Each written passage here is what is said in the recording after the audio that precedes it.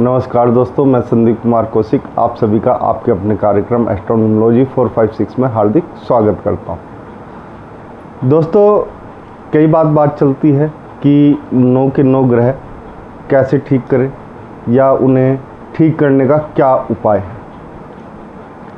आज का जो कार्यक्रम है दोस्तों, हमारा इसी पे आधारित है कि 9 के 9 ग्रह किस प्रकार से एक ही समय में ठीक कर लिए जाए और कोई ज़्यादा दिक्कतों का सामना भी ना करना पड़े व्यक्ति को।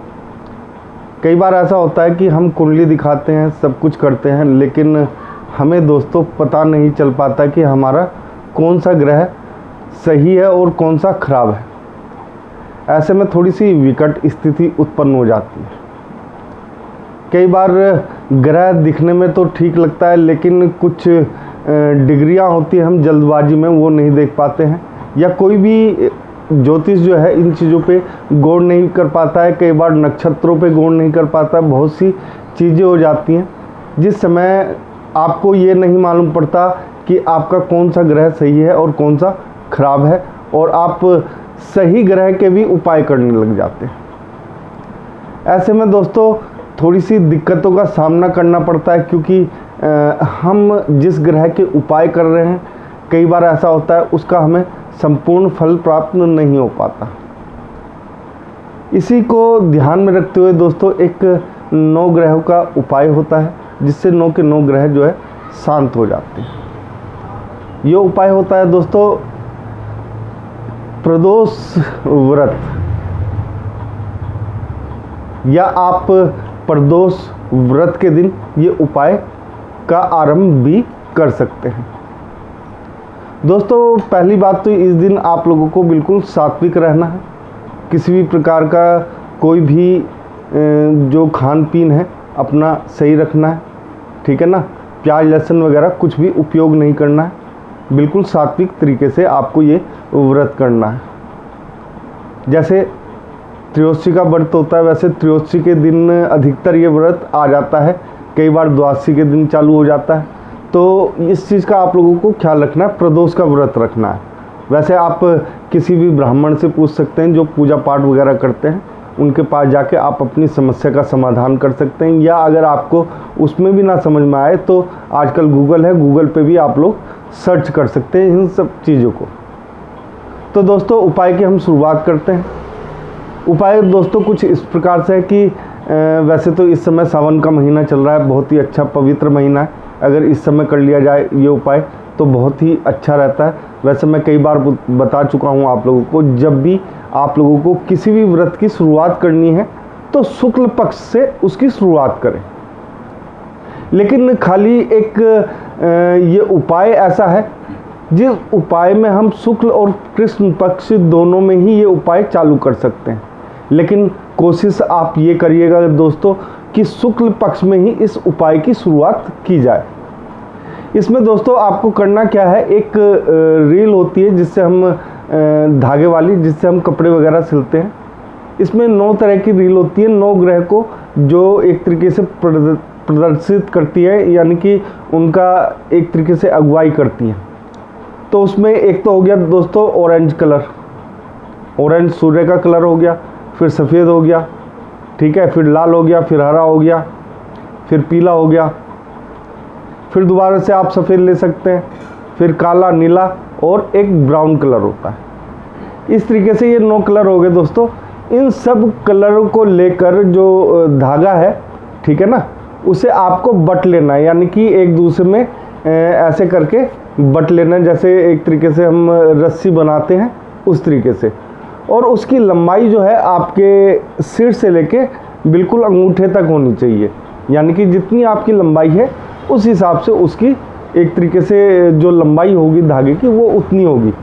ये 9 के 9 कलर के जो धागे मैंने आप लोगों को बताए हैं, ये सारे के सारे धागे इसी प्रकार से आप लोगों को लेने हैं और इतनी ही लंबाई में नापने हैं। जब आप लंबाई में नाप के उसे बट लेंगे तो उस धागे को जब ये आप कार्य कर रहे हों तो दोस्तों आप लोगों को एक मंत्र का जाप करते रहना है, ओम नमः शिवाय, ठीक है। इस बात का ध्यान रखना है आप लोगों ने। उसके बाद दोस्तों आप लोगों को क्या करना है, प्रदोष काल प्रदोष काल कब होता है दोस्तों?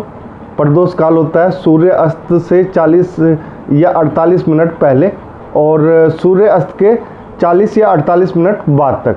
ये एक प्रदोष काल होता है। इस समय ही इस उपाय को करना है दोस्तों, यानी कि 9 ग्रह शांति का जो उपाय है ये इसी समय करना है।